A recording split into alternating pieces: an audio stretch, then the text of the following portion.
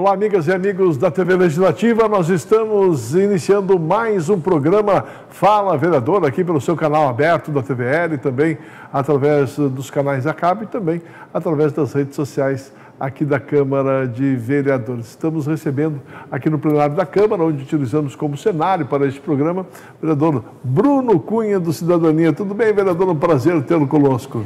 Tudo certo, meu amigo. Te agradeço mais uma vez pela oportunidade.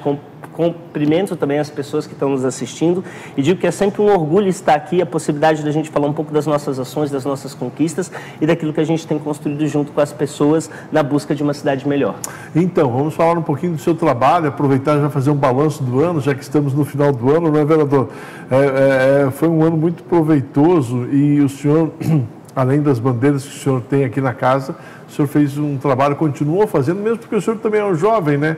Em prol da nossa juventude, não é mesmo? Primeiro, bondade tua, agradeço isso, né? Os anos vão passando, mas do ponto de vista político, sim, mas acho que mais do que a idade, mas a mentalidade da gente sempre buscar estar atualizado das coisas que estão acontecendo no mundo, em se comunicar com as novas gerações e trazer essas demandas aqui também para a cidade. Então, na pauta da juventude, a gente teve um ano muito produtivo, claro, com uma parceria também em relação à gerência da juventude. Nós aprovamos aqui na casa o programa, né, do Estatuto dos Jovens, que vai possibilitar à cidade também recursos. Lutamos, através de indicações do nosso mandato, para algumas festividades, alguns eventos públicos, como eventos que tiveram em relação à música eletrônica, opções de lazer para os jovens, entendendo que quando a gente fala de juventude, a gente não fala de algo homogêneo. A gente fala de juventude, a gente fala de várias situações. A busca por fazer conexões de primeiro emprego, né? Então, um conjunto, um elemento de situações. A Conexão Cuida Jovem, que é um programa do governo federal, que como vereador fizemos uma indicação para que Blumenau acatasse esse programa e estamos construindo junto com a gerência da juventude um conjunto de palestras procurando esse público que traz inúmeros benefícios federais para jovens que nem tinham conhecimento. A gente foi atrás como vereador e vimos que quase 7 mil jovens tinham acesso a alguns benefícios. Entre esses benefícios estão descontos em museus, em espetáculos, em shows, a possibilidade de viagem interestadual, muitos que inclusive não conseguiam visitar a família, tem a possibilidade de ter acesso através desse benefício. E quando fui atrás da assistência social, Marcão, vi que poucas pessoas estavam cadastradas, ou seja, uma grande quantidade de jovens, milhares literalmente de jovens nessa cidade, que têm à disposição um benefício, mas não tinham conhecimento e o acesso a ele. Então a gente está buscando através de cartilhas, através de palestras que estão sendo realizadas por intermédio de uma indicação nossa, nos conectar com esses jovens. A gente vê essa Rua das Palmeiras com eventos para os jovens final de semana, sabe? Existe uma juventude aqui que demanda uma atenção especial. Outras lutas que estão conjuntas, como a luta do skate, como a luta do hip hop, que são manifestações culturais, manifestações artísticas e que tem um grande envolvimento jovem, a gente tem sim um comprometimento com essas causas, a gente se conecta com essas pessoas porque a gente entende que são necessários esses movimentos e essas ações na construção de uma cidade melhor e mais plural. O que é o ID Jovem? O ID Jovem é um programa do governo federal, né, que traz a identidade jovem. Então, quando a pessoa faz o registro, ela tem acesso a vários benefícios. Tem padrões, né, tem requisitos para ter acesso.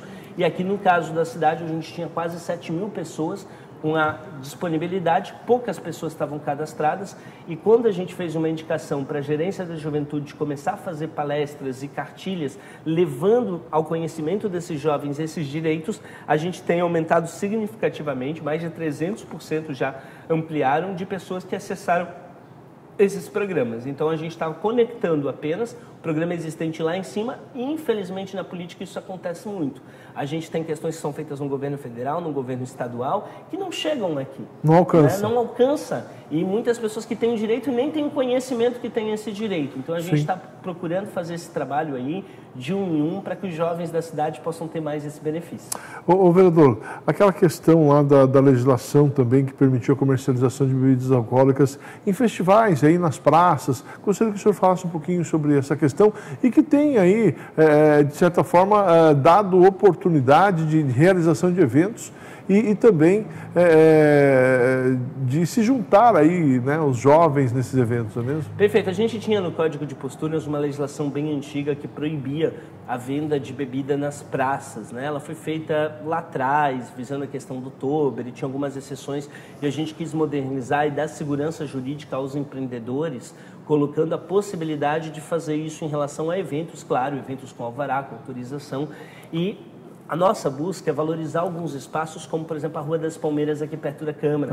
Então, nós tivemos tanto no evento de música eletrônica, como recentemente num evento privado, tivemos quase 10 mil pessoas que tiveram em cada um desses eventos na Rua das Palmeiras e que tiveram muito porque essa legislação facilitou. Porque como a Rua das Palmeiras acaba sendo pública, esses dois eventos não tiveram cobrança de entrada. Então, como é que eles se sustentaram? Através da venda de bebidas. E aí a gente vê uma movimentação. Então, tu vem numa Rua das Palmeiras no domingo e vê quase 10 mil pessoas aqui, e vê feiras de artesanato ao redor, vê as pessoas consumindo, se interagindo, se confraternizando. Isso é muito importante na construção de uma cidade melhor. E tu vê que, como uma pequena mudança de um dispositivo aqui, como um trabalho parlamentar que a gente fez, tem esse impacto. Muitas vezes as pessoas nem sabem, mas deu a segurança jurídica para que isso acontecesse. Então, eu acho que é muito importante a gente pensar nisso, a gente pensar em situações que são necessárias, que são modernas, e em fazer do nosso trabalho também um instrumento da gente desburocratizar alguns impedimentos que às vezes travam opções de lazer ou travam até o desenvolvimento econômico e social. Certo. E me diz uma coisa, deixa eu falar agora sobre educação, vereador. O senhor solicitou aí a valorização dos professores, solicitando que sejam contabilizados para fins de promoções os títulos acadêmicos. Gostaria que o senhor falasse um pouquinho a esse respeito, nessa sua luta aí em defesa dos nossos professores, em defesa da educação. Olha, primeiro que eu sou professor, eu sou apaixonado pela educação, vejo que a educação é um caminho de transformar a comunidade. Esse ano eu pude me conectar ainda mais por 2 desafios. Um, que eu presido a Comissão de Educação aqui na Câmara, e o segundo, que eu também representei a Câmara no Fórum de Educação. Então, a gente teve bastante desafio na situação da educação. Em relação a essa questão específica, existe uma diferenciação da rede estadual e da rede municipal na valorização dos títulos acadêmicos dos profissionais. Então, na rede estadual, independente do momento que foi feito do concurso anterior a ele, quando a pessoa tem uma pós-graduação, por exemplo, um mestrado, ela tem uma valorização profissional, ela recebe um recurso a mais. No município, isso não acontece. No município, isso acontece quando já está efetivado. Só que isso acaba sendo justo porque, independentemente do momento que a pessoa conseguiu aquele título, ela tem aquele conhecimento. E aquele conhecimento vai estar à disposição do aluno, vai estar à disposição da comunidade. E é justo que tenha uma valorização nesse sentido. E a não adoção desse critério pela rede municipal em comparação com a rede estadual faz com que muitos profissionais que já têm uma experiência, já têm bastante tempo de carreira, já têm esse conhecimento ainda mais específico, mais amplo, com essas titulações, opta pela rede estadual e não opta pela rede municipal. Então, a gente teve um esforço interessante na questão da remuneração na entrada de carreira, mas em relação àqueles que já estão e têm esse aperfeiçoamento, a gente ainda tem essa diferença. Outros municípios começaram a alterar esse quadro. Então, eu pedi como vereador e tenho cobrado, está sendo feito um estudo específico na Comissão de Educação. A gente espera que em breve a gente tenha respostas nesse sentido, mas entendo que a gente precisa avançar nessa situação.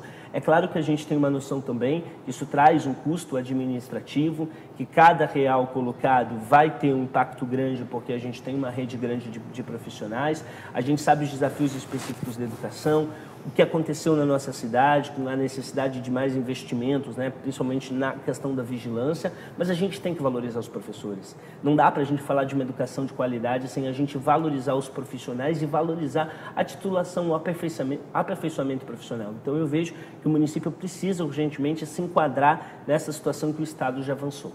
E me diz uma coisa, vereador, o senhor apresentou também um programa de prevenção ao racismo nas escolas. Qual é a sua ideia nesse sentido? Tem como prevenir? Então, a questão do racismo, infelizmente, a gente tem se deparado, vocês da imprensa têm mostrado inúmeras situações que constrangeram, inclusive, a nossa cidade. Eu sempre digo que é muito mais difícil a gente corrigir os comportamentos dos adultos. Eu acho que é muito mais fácil a gente trabalhar com as novas gerações, Então, acredito que a educação... tem falado isso insistentemente. Insistentemente, é realmente uma crença que eu tenho. Cada vez, das situações, dos problemas que a gente vê, Eu percebo, por exemplo, numa luta que eu sou muito, né, interligado aí, que é a questão dos animais, a gente vê casos de maus tratos, de abandono de animais, mas do outro lado, a gente vê, como eu estive ontem com crianças, essa sensibilidade, esse carinho, essa preocupação dos animais, fazendo a campanha que também é de uma legislação nossa de pegar as tampinhas. Então a gente vê umas mudanças de geração em relação a esses assuntos. E são mais abertos ao muito ao mais abertos às mudanças e de como cultura, o mundo né? tá, em todos os sentidos, do respeito à individualidade do outro, a gente percebe isso. E o racismo, o primeiro ponto que a gente tem que colocar é que é crime. A gente tem que combater, a gente tem que tratar na gravidade que é, né? Então, a ideia desse programa de prevenção é que, através de cartilhas educativas, de palestras, de seminários, a gente possa, né, nas novas gerações principalmente, ter muito claro o que eu já percebo, essa sensibilidade deles. Então, é um projeto pioneiro, que tem sido trabalhado já. A Secretaria de Educação, ela tem hoje uma diretoria que já tem a possibilidade de exercer essas funções. Eu conversei anteriormente com o secretário de Educação, então isso já é algo que vai sair do papel. A busca pela legislação é trazer também uma segurança jurídica e uma continuidade. Porque uma busca minha, Marcão, é que a política, ela é provisória. Eu não sei como é que vai ser o futuro, né? A gente tem que buscar aqui políticas que não sejam apenas de um governo, mas que sejam políticas de Estado. Porque, independentemente de quem vier, de quem for o próximo prefeito, né, de como for a próxima legislatura da Câmara, mas que a gente tenha continuidade nessas ações. A gente tem que tirar, muitas vezes, o caráter personalista da política e trazê-la como uma conquista coletiva. Então, a busca da institucionalização desse programa de prevenção ao racismo está da gente enfrentar esse crime, sim, e da gente conseguir avançar substancialmente com a comunidade, com os professores, com os pais, né? Então não é aberto apenas aos alunos, mas a nossa ideia da legislação é abrir a toda a comunidade para que a gente possa avançar. Vereador, eu sou obrigado a chamar um break.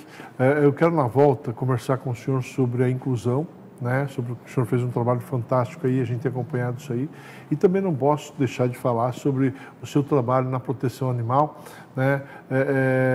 Porque o seu trabalho não fica só naquela busca, que também é importante, mas de pegar um animal que está na rua, às vezes errante, né? Mas sim de mudar toda uma legislação visando transformar essa questão. Eu quero falar sobre isso no próximo bloco, tá bom? Perfeito. Vamos ao breve intervalo, daqui a pouquinho a gente retorna conversando com o vereador Bruno Cunha, do Cidadania.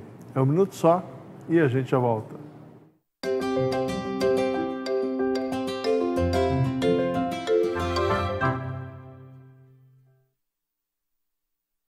É da nossa tradição essa vontade de fazer acontecer. Todos os dias, todas as horas, conseguimos fazer da tristeza a nossa superação, das conquistas o nosso objetivo. A Câmara Municipal faz parte dessa história, na fiscalização e na promoção de um debate contínuo com a nossa sociedade. Acompanhe as atividades do Legislativo no site e exerça hoje e sempre sua cidadania. Câmara Municipal de Blumenau, fazendo parte dessa história.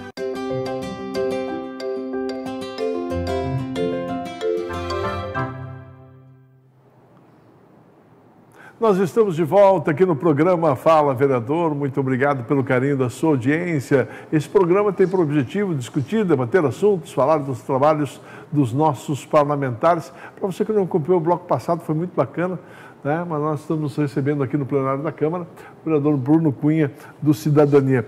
Vereador, no bloco passado a gente falou aí das suas lutas pela juventude, os avanços, né? Também passamos pela educação, mas eu quero falar também sobre uma de suas bandeiras aqui na Câmara, e o senhor não cansa de subir à tribuna, empunhado dessa bandeira, e às vezes convencer os seus colegas e ser até contundente nas palavras quando se fala em inclusão, né? O senhor tem muito isso dentro do seu coração e acaba trazendo aqui para o parlamento, não é mesmo? Primeiro que é um prazer falar desse assunto contigo, que é uma pessoa que tem toda uma história, né, um envolvimento nessa temática. Eu acho que a política aqui é a gente se abrir para as situações que vêm da comunidade. Quando eu entrei aqui, na primeira semana de mandato, eu recebi muitas visitas de pessoas na luta da inclusão.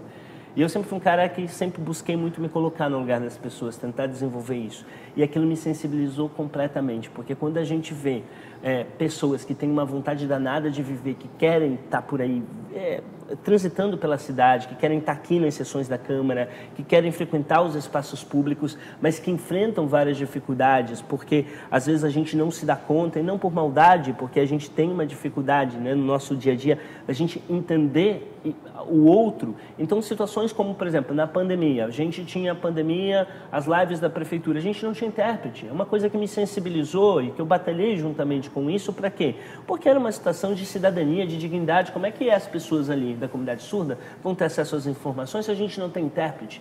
E alguns ainda têm um entendimento muito equivocado de que isso seriam custos. Ah, mas a gente vai colocar um intérprete e a gente vai gastar. Quando a gente fala de cidadania, quando a gente fala de inclusão, de pertencimento, a gente está falando de direito, gente. A gente está falando, na verdade, de investimento das pessoas. A gente precisa ter essa diferenciação do que acaba sendo custo e do que acaba sendo adaptação, porque a gente não pode entender que todo mundo tem as mesmas condições que as nossas. A gente tem que se colocar no lugar dos outros e construir isso.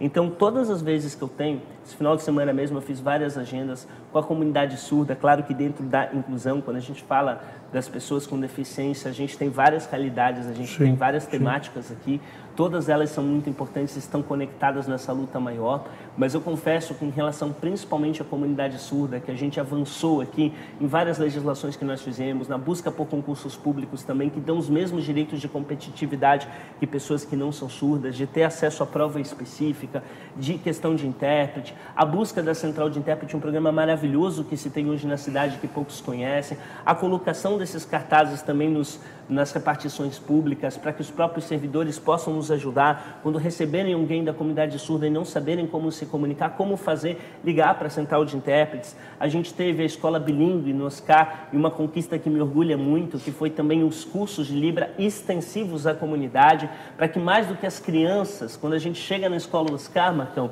e a gente vê as crianças falando Libra, aquilo emociona a gente de uma forma imensa. E quando eu vi os pais também fazendo esse curso, um curso que inclusive, confesso, eu quero fazer, porque eu ainda quero aprender Libras. Sim. E a gente vê uma geração, a gente vê, sabe, pessoas que vão ter esse conhecimento e vão ter, consequentemente, a empatia mais desenvolvida. Porque eu acho que é um virar a chave. É você começar a olhar o mundo fora do seu umbigo, você começar a olhar também para o outro, para as condições e as necessidades do outro. Então isso é algo muito bonito. Eu acho que a gente faz pouco, acho que a gente tem muito que avançar em relação à luta das pessoas com deficiência, mas é com certeza assim uma bandeira que eu acho que é uma questão sobretudo humana, é uma questão humana. E essas bandeiras, elas só avançam com a sensibilidade e o comprometimento das pessoas que não têm essas dificuldades, essas deficiências, mas que têm esse tato. A gente precisa ter esse olhar e, de uma vez por todas, falar isso. Investir nas pessoas não pode ser custo. Investir nas pessoas é gerar oportunidade. E o senhor tem, de vez em quando, colocado aquela questão da conscientização também das vagas, né? Das vagas inclusivas que nós temos aqui na cidade de Blumenau. Inclusive, o senhor pedindo campanhas. E agora, inclusive, agora tem campanhas, né? Você vai colocar o seu carro aqui, isso, né? Sabe? Então, quer dizer... Que foi uma indicação do nosso mandato, né? Que a gente buscou lá atrás, demorou 2, 3 anos para ser implementado pela prefeitura, mas a gente buscou, e é uma campanha que tem dado muito certo, a gente tem visto esse resultado, porque é isso que eu digo, eu não acho que as pessoas, elas quando agem de determinadas formas, é porque elas não têm, né, não têm assim, um respeito aos outros, é porque às vezes as pessoas não percebem que há um problema. Quando a gente não tem esse problema, quando na nossa vida as coisas acontecem de uma forma muito naturalizada, a gente tem uma dificuldade de entender que outras pessoas podem ter aquele problema. E eu acho que é isso, sabe? É sobre isso. É sobre a gente abrir a nossa mente e se colocar no lugar do outro. Falando agora rapidamente sobre saúde, né? O senhor fez uma legislação aí informando que as mulheres grávidas têm direito de acompanhante durante o período de trabalho de parto. Né? Não só o trabalho de parto, mas durante o parto e pós o parto também.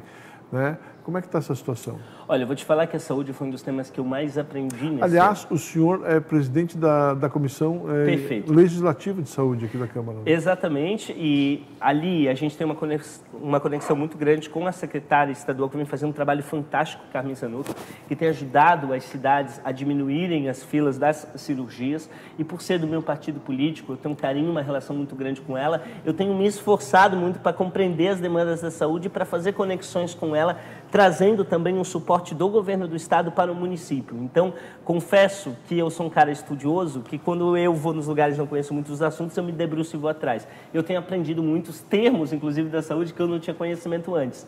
Então, tem sido um trabalho também muito bacana. A gente tem feito essa conexão, porque a gente percebe as dificuldades que tem nas nossas visitas, na questão dos remédios, das cirurgias. Ainda a gente tem um acumulado da pandemia, porque né, teve todo um direcionamento da saúde pública voltado para a pandemia. Então, a questão das cirurgias ficaram acumuladas. Então, a gente tem buscado tanto trabalhar no município, mas principalmente com a ajuda da nossa secretária estadual, auxiliar o nosso município para que a gente possa avançar. E a gente começa a ver os resultados em prática.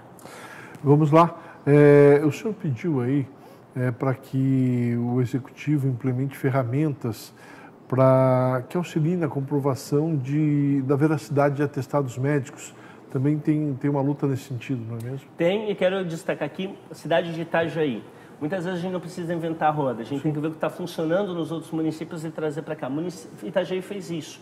Infelizmente é um problema que acontece e com esse canal vai trazer mais segurança tanto aos empregados quanto também aos empregadores, né, de que aquilo tem veracidade. É muito triste a gente precisar, né, ter essa atenção, porque as pessoas muitas vezes não são sinceras e falsificam. Mas a gente tem que ter um mecanismo de enfrentar esse problema e eu acho que a cidade pode avançar. E a luta sobre o AG do Badenford, inclusive a audiência pública que foi realizada lá também, foi muito importante, né? Isso é uma busca muito grande, depois foi dada uma solução aqui pelo município, não foi exatamente aquela solução que a comunidade buscava, mas a gente tem um aperfeiçoamento. Nós temos um trabalho também para a comunidade entender, dividido pelas regiões. Então, além de todas essas lutas por temas, que é uma luta que fica muito centralizada na minha própria busca, mas o nosso time, a nossa equipe, trabalha todos os dias pelos 35 bairros da cidade. Então, por exemplo, o meu chefe de gabinete é morador do Badenford, então traz muitas demandas daquela região e a gente tem sempre procurado isso, nos conectar, está muito do lado da comunidade, escutando os problemas e buscando aqui, através de audiência pública, de indicação, de requerimento de lei, conseguir, né, avanços significativos. Ô vereador, vamos falar de proteção animal? Vamos, que é minha paixão. Uma das suas grandes lutas aqui no parlamento também. E, inclusive, nós tivemos aí, na semana passada, mais uma legislação, né, que está à disposição aí da proteção animal, que agora a possibilidade das empresas serem amigas dos animais, né? Gostaria que o senhor falasse um pouquinho sobre essa lei, né, de sua autoria, que foi aprovada aqui na Câmara de Vereadores e que passa a ser uma realidade aqui na cidade de Blumenau. Olha, primeiro que quando a gente fala de proteção animal, um dos principais motivos que me fez me candidatar a vereador e vir para cá. Eu tinha um conhecimento muito técnico, muito acadêmico antes de estar aqui. Eu fiz o meu mestrado em desenvolvimento regional com foco em política pública de proteção aos animais. Então, antes de estar como vereador, eu já tinha estudado os modelos pelo mundo. Então, quando a gente chegou em 2017 na Câmara, praticamente não tinha nada. A cidade carecia de legislação, a gente não tinha um trabalho pensado. E quando você olha, vê que todo esse conjunto nosso de legislações não é à toa. Eles estão todos conectados na transformação da realidade. Então, a gente regulamentou os animais em condomínio para que muitas pessoas pudessem adotar os animais. A gente tinha uma insegurança jurídica. A gente conseguiu avançar também no convívio na cidade com a legislação pet friendly, com os fogos de baixo ruído nos eventos públicos e agora nos particulares, com a legislação que prevê multa para maus tratos e abandono e que criou a rede de fiscalização que a cidade não tinha. Hoje a gente tem uma estrutura que foi criada através da nossa legislação que possibilita que pessoas são condenadas por maus tratos e que esse recurso vá para um fundo municipal e, claro, o programa de castração, que eu tenho um orgulho imenso, que a gente desenvolve desde 2018 em ações privadas e depois 2019 aprovei como vereador, vem sendo implementada pela Prefeitura em apenas um ano no da Prefeitura, tá? Vão chegar agora com a edição dessa semana a mais de 15 mil animais castrados e microchipados. Veja bem, quantos desses animais estariam na rua se reproduzindo? Agora, a gente tem que também entender que o prefeito e a vice-prefeita vem tendo um investimento muito alto nesses programas. Todos os meses tem 1.000 animais que estão sendo castrados e microchipados e a gente não tem um centavo que vem do governo do estado ou do governo federal. Porque até agora sai partido, entra partido, muda governo, vem governo, todo mundo promete que vai fazer alguma coisa e ninguém faz. E o município está fazendo. Só que a gente sabe que as contas do município é pesado também a manutenção. E eu entendo que a proteção animal a gente pode trazer a sociedade civil junto. Então, nas nossas andanças por aí, a gente percebeu de muitas empresas uma vontade de participar, de ajudar mais e de associar a sua imagem a esses programas que estão acontecendo no município. E eu, como sou um cara estudioso de gestão pública, fui até Curitiba para entender o modelo que Curitiba vem fazendo. Não só para a causa animal, tá? Aqui eu trouxe uma solução para a causa animal, mas de geral. A Prefeitura de Curitiba vem buscando parcerias público-privadas. Então, essa ideia da nossa a legislação Empresa Amiga dos Animais, basicamente, é a Prefeitura dar uma contrapartida de visibilidade para as empresas que ajudarem através de ações ou através de um recurso destinado ao fundo. Então, a ideia é ter um selo, né? Um selo, categorias de selo. Então, a empresa que quiser, por exemplo, botar a imagem dela lá nos mutirões de castração, num outdoor, balão em relação ao evento, numa caminhada, quiser participar, ou até o projeto no próprio site da Prefeitura, Empresa Amiga dos Animais, e está lá a sua logo, ela vai ter uma visibilidade com isso. Em contrapartida, ela ajuda nesse recurso. Com esses recursos, a gente vai conseguir fazer o quê? Vamos conseguir fazer uma rede muito grande para que a gente possa manter, para que a gente não tenha que diminuir essas castrações, porque elas estão na raiz do problema, e que a gente possa avançar em outras temáticas, como, por exemplo, a nossa legislação que prevê multa para abandonos e maus tratos poderia estar muito mais implementada se a gente tivesse mais câmeras instaladas pela cidade.